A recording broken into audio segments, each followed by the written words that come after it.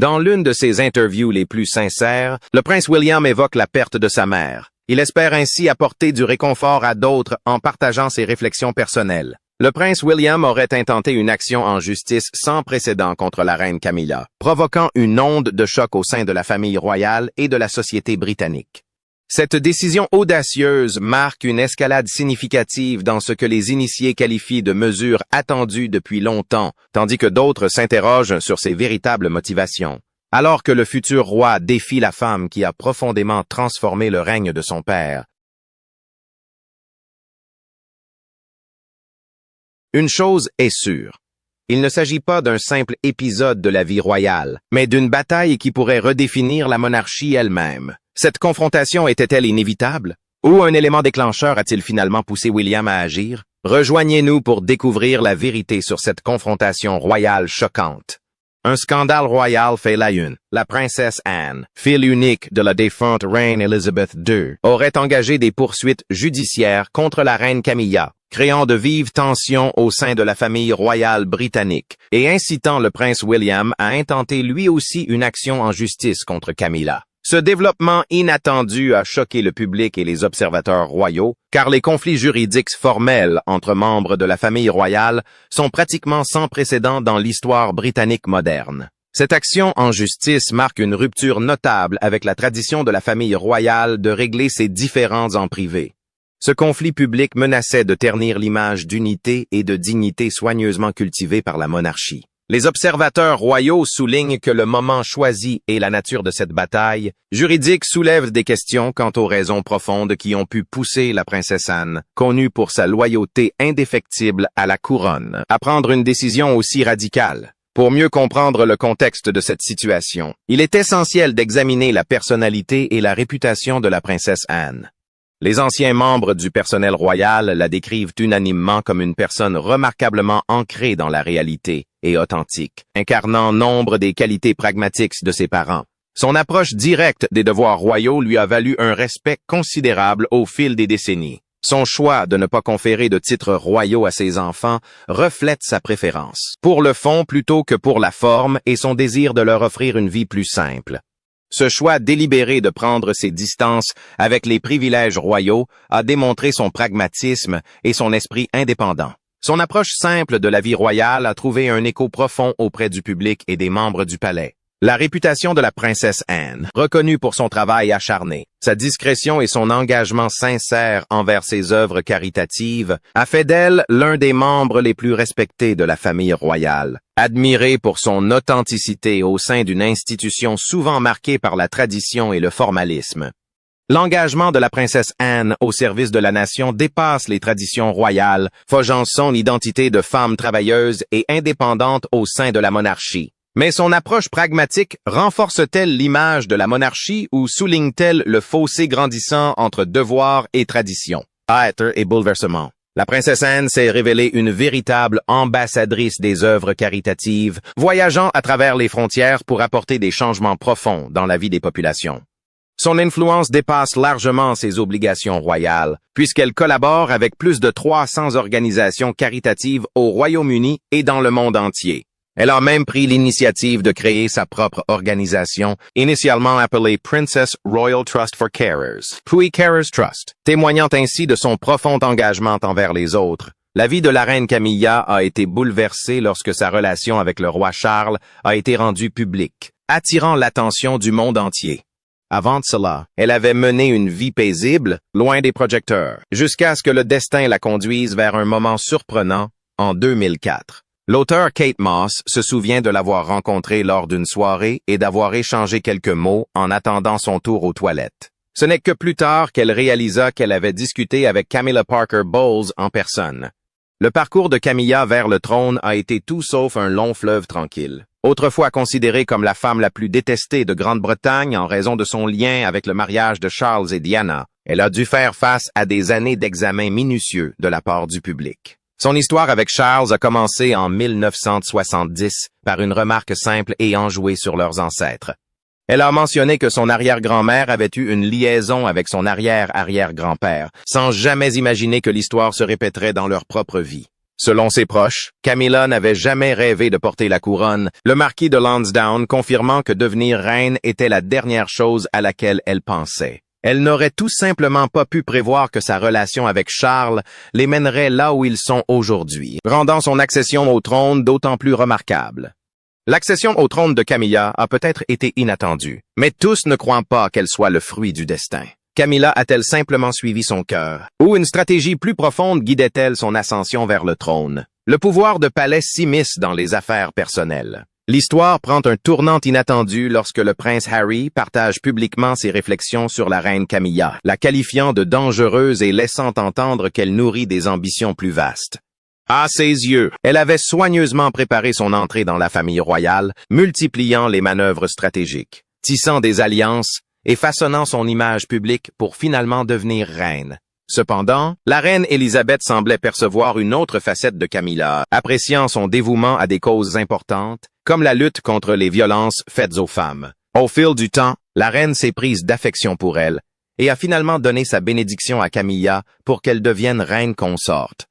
Le changement de pouvoir suite au décès de la reine Élisabeth a peut-être engendré des tensions entre la princesse Anne et la reine Camilla. Selon des sources proches de la famille royale, Anne pourrait se sentir mise à l'écart, Camilla occupant désormais le centre de l'influence royale, ce qui expliquerait sa décision.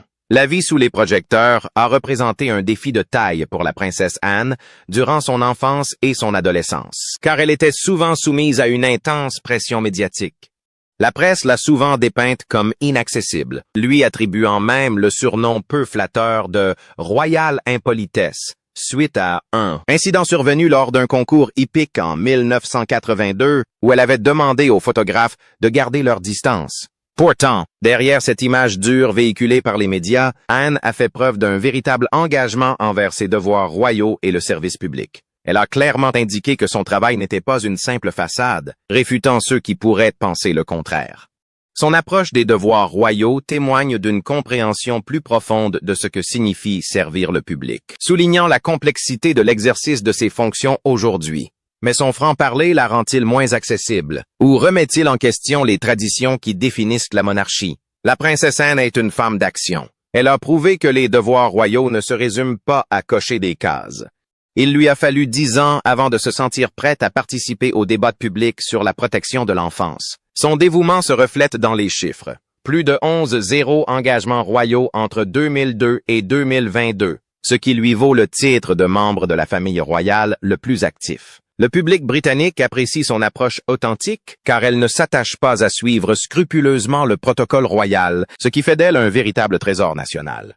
Ce qui rend Anne unique, c'est son authenticité. Elle se maquille, se coiffe et se rend elle-même à ses événements. Elle fait même la queue pour aller aux toilettes lors des compétitions équestres de sa fille, comme tout le monde. En matière de travaux manuels, elle n'hésite pas à se salir les mains, réparant les clôtures de sa propriété sans la moindre hésitation. Elle privilégie également une approche pragmatique dans ses rencontres, préférant ne pas serrer la main plutôt que de faire des préférences. Côté mode, Anne se distingue aussi, mais sans l'exubérance qu'on pourrait attendre d'une membre de la famille royale. Elle a attiré l'attention d'Edward Enninful, ancien rédacteur en chef de Vogue britannique, en privilégiant la mode durable bien avant que celle-ci ne devienne populaire. Ses choix vestimentaires, toujours pratiques et avant-gardistes, témoignent de sa compréhension des enjeux essentiels de la mode et de la vie. Cette approche de la mode reflète sa position réfléchie et de principe sur les affaires royales, soulevant des questions quant à l'influence de ses valeurs sur son récent conflit avec la reine Camilla. Son attachement à l'authenticité serait-il au cœur des tensions actuelles au sein de la famille royale? Famille royale. Mode et relations amoureuses. La princesse Anne est connue pour bousculer les traditions royales en portant plusieurs fois les mêmes tenues, comme la robe à fleurs qu'elle arborait à 2 mariages royaux à près de 30 ans d'intervalle. Véritable icône de la mode britannique. Elle montre l'exemple en portant aussi bien des tenues d'inspiration militaire que des imprimés éclatants, veillant toujours à ce que ses vêtements soient adaptés à son rythme de vie trépidant. Dans les années 70, la princesse Anne a fait sensation avec ses choix vestimentaires audacieux, adoptant les manches bouffantes, les imprimés floraux et les rayures originales qui l'ont placée parmi les membres de la famille royale les plus élégantes de son époque. Aujourd'hui encore, elle affirme son style, apportant une touche personnelle à ses tenues officielles comme ses broches emblématiques. et arborant avec assurance des looks d'inspiration militaire que peu d'autres femmes de la famille royale osent adopter. Son style reflète un équilibre subtil entre tradition et praticité, prouvant qu'elle n'a pas peur d'expérimenter tout en restant fidèle à son élégance intemporelle. L'histoire de la reine Camilla ressemble davantage à un roman d'amour complexe qui a bouleversé la famille royale. Sa relation avec Charles n'était pas qu'une simple idylle passagère, mais une profonde connexion forgée par leurs origines aristocratiques communes. Ils trouvaient du réconfort l'un auprès de l'autre, et Camilla se tournait souvent vers Charles pour obtenir des conseils. Cependant, leur relation engendra des problèmes, notamment avec les fils de Charles, William et Harry. La relation entre Charles et Camilla connut des difficultés dès le départ, principalement à cause du grand-oncle de Charles, Lord Mountbatten. Ce dernier ne croyait pas que Camilla ferait une bonne reine et s'opposait fermement à ce mariage. Il aurait conseillé à Charles de profiter de ses fréquentations, mais d'épouser une jeune femme peu familière avec la vie royale. Ce conseil désuet illustre à quel point les traditions et les hiérarchies sociales régnaient encore au sein de la famille royale, engendrant toutes les complications ultérieures. Les pressions de la tradition et les attentes royales avaient déjà commencé à façonner l'avenir de Charles et Camilla bien avant qu'ils n'aient une réelle chance de construire une vie ensemble. Mais leur séparation était-elle vraiment inévitable? Ou était-elle soigneusement orchestrée pour pousser Charles vers une épouse plus convenable? Amour, devoir et distance. Lorsque Charles partit 7 mois à bord du HMS Nueva, il semblait que des manœuvres en coulisses visaient à le séparer de Camilla. Son oncle Mountbatten avait peut-être planifié ce voyage intentionnellement, et même la reine semblait préférer l'idée d'un mariage entre Charles et Diana. Camilla souffrait de la séparation, et Charles le savait. Il écrivit que voir Camilla lui dire adieu au départ de son navire marquerait probablement le début de la fin pour eux. À l'approche de la trentaine, la famille de Charles commença à lui faire comprendre qu'il était temps de se marier. Bien qu'il aimât encore Camilla, elle était déjà mariée, ne lui laissant guère d'autre choix que de chercher ailleurs. La reine avait jeté son dévolu sur Lady Diana, une jeune femme discrète, issue d'une famille noble que Charles connaissait depuis son enfance.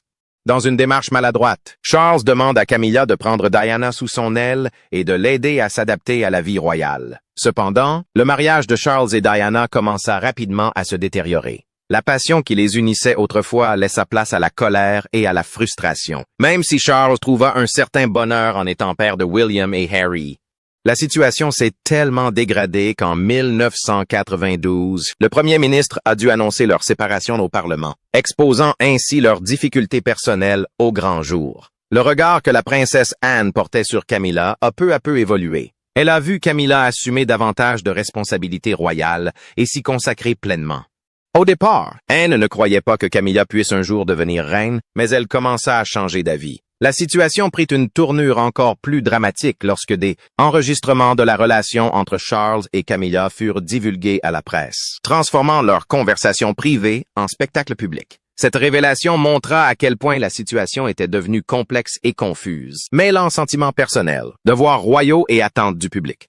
Les enregistrements divulgués ont transformé une affaire privée en spectacle public, exposant au grand jour les profondes dissensions au sein de la famille royale. Ce qui n'était que rumeur était désormais la preuve indéniable d'un amour qui refusait d'être réduit au silence. Mais ce scandale a-t-il été le tournant qui a forcé la famille royale à affronter la vérité ou simplement un nouveau chapitre d'une saga loin d'être terminée? L'amour royal est parfois compliqué.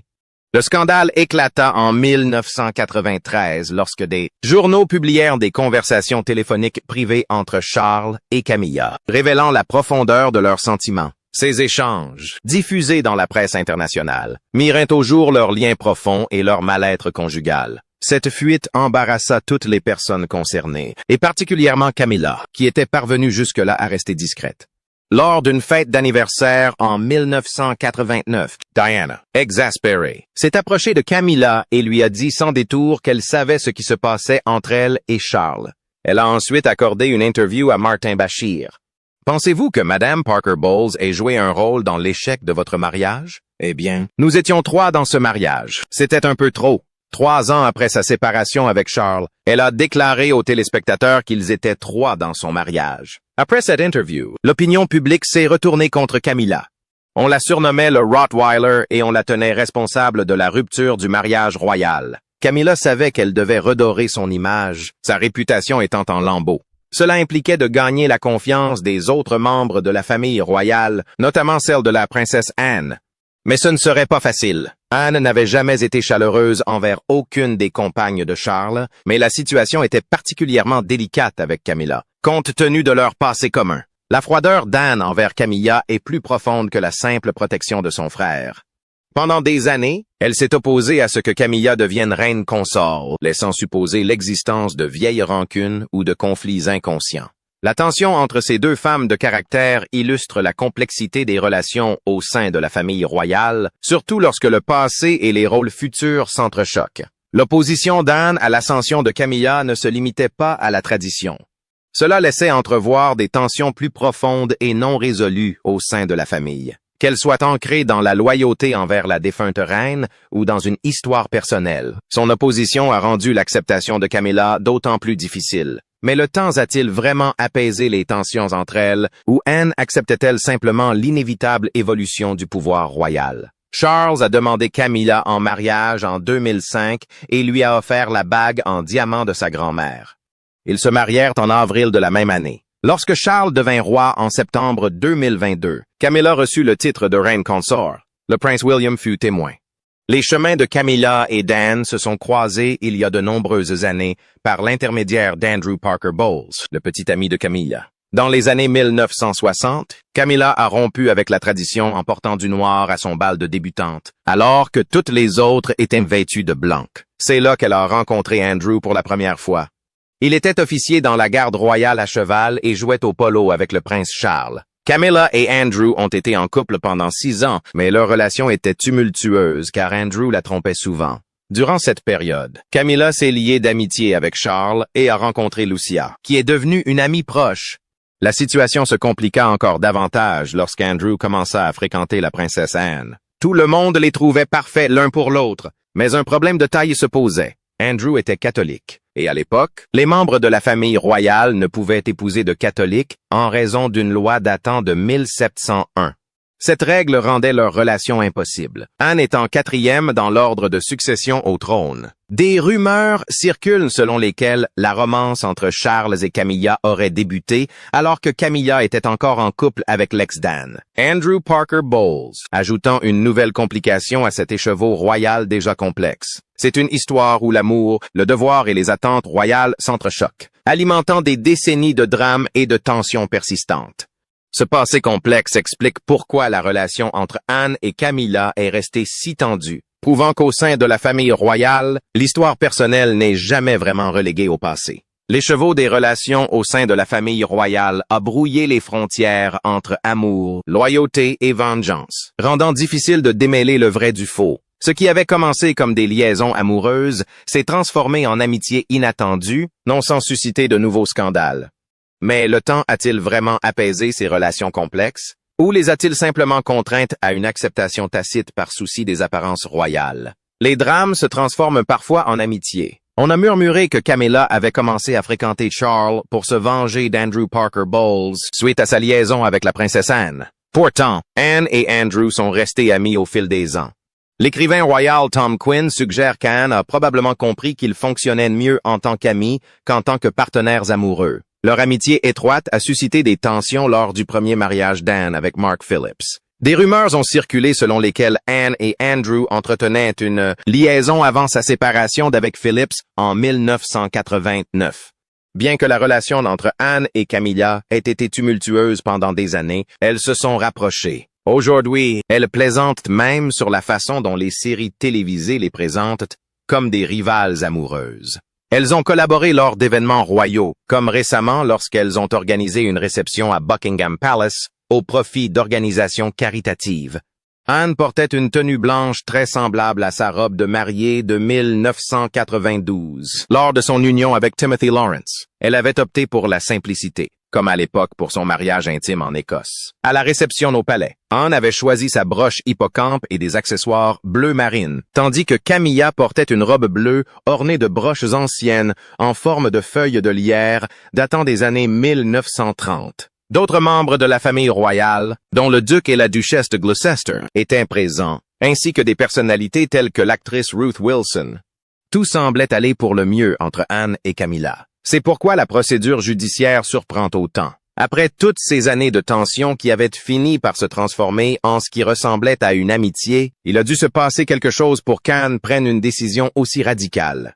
Cela montre que, même lorsque le calme semble régner, de vieux conflits peuvent ressurgir. Les tensions royales sont apparues au grand jour. Lors d'une cérémonie à l'Université de Londres, la relation entre la reine Camilla et la princesse Anne est devenue flagrante aux yeux de tous.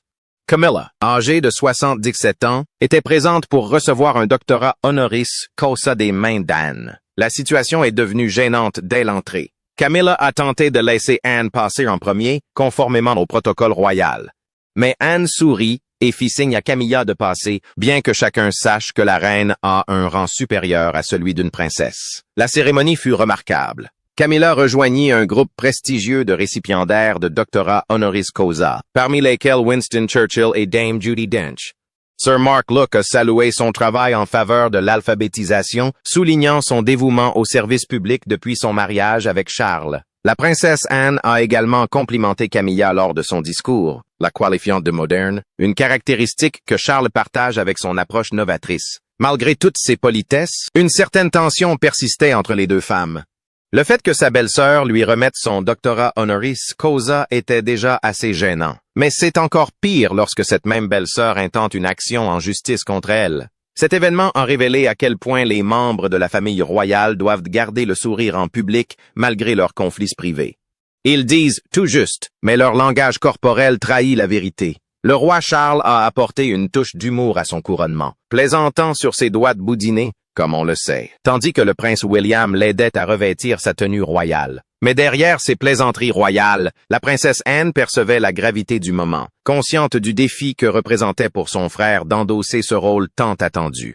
Accédant au trône plus tard que tout autre monarque avant lui, Charles n'a pas tardé à marquer son époque, utilisant des plateformes internationales comme la COP 28 pour promouvoir l'action climatique et prouver que son règne serait tout sauf passif. Le règne de Charles représente bien plus qu'une simple transition cérémonielle. Il met à l'épreuve la capacité de la monarchie à évoluer tout en préservant ses traditions profondément ancrées. Face aux appels croissants à la modernisation et à l'évolution de l'opinion publique, il doit relever le défi de prouver que la famille royale conserve toute sa pertinence aujourd'hui. Parviendra-t-il à concilier tradition et modernité, ou l'histoire se souviendra-t-elle de lui comme d'un roi ayant peiné à s'adapter? Un héritage durable. Le roi Charles a accédé à son rôle en alliant tradition, valeurs modernes et une volonté affirmée de marquer son époque. Depuis ses débuts, comme héritier ayant régné le plus longtemps jusqu'à sa prise de position courageuse sur le changement climatique, il a démontré que son règne ne serait pas synonyme de passivité. Malgré des années de controverses personnelles et de scepticisme public, il a assumé ses responsabilités, prouvant qu'il est bien plus qu'un simple représentant temporaire sur le trône. La question qui se pose désormais est de savoir comment il conciliera les exigences de la tradition et la nécessité d'une monarchie plus progressiste et engagée. Son règne n'est pourtant pas sans difficulté. Les tensions familiales, l'évolution de l'opinion publique et le rôle toujours changeant de la famille royale dans le monde moderne continuent de façonner son héritage. Ses relations avec Camilla, William et même Harry influenceront la manière dont l'histoire se souviendra de lui. Les scandales, les conflits et les loyautés profondément ancrés au sein de la famille royale n'ont pas disparu, et chacun de ses gestes est scruté à la loupe. Sa manière de gérer ces pressions déterminera s'il est perçu comme un monarque novateur ou s'il se contente de maintenir le statu quo. Alors que la famille royale entame ce nouveau chapitre, une chose est claire. Le règne de Charles sera scruté, débattu et analysé avec attention pendant des années. Sera-t-il le roi qui modernisera la monarchie ou aura-t-il du mal à s'adapter à un monde en pleine mutation? Quoi qu'il en soit, son leadership marquait le début d'une nouvelle ère royale et son influence façonnera la maison de Windsor pour les générations à venir. L'action en justice intentée par la princesse Anne et le prince William contre la reine Camilla révélera-t-elle des tensions royales longtemps dissimulées et redéfinira-t-elle l'avenir de la monarchie? Ou leurs efforts seront-ils étouffés, laissant la vérité enfouie derrière les portes du palais? Partagez vos réflexions dans les commentaires. N'oubliez pas d'aimer, de partager et de vous abonner pour plus de contenu. Cliquez ensuite sur la vidéo suivante qui s'affiche à l'écran. Vous allez adorer.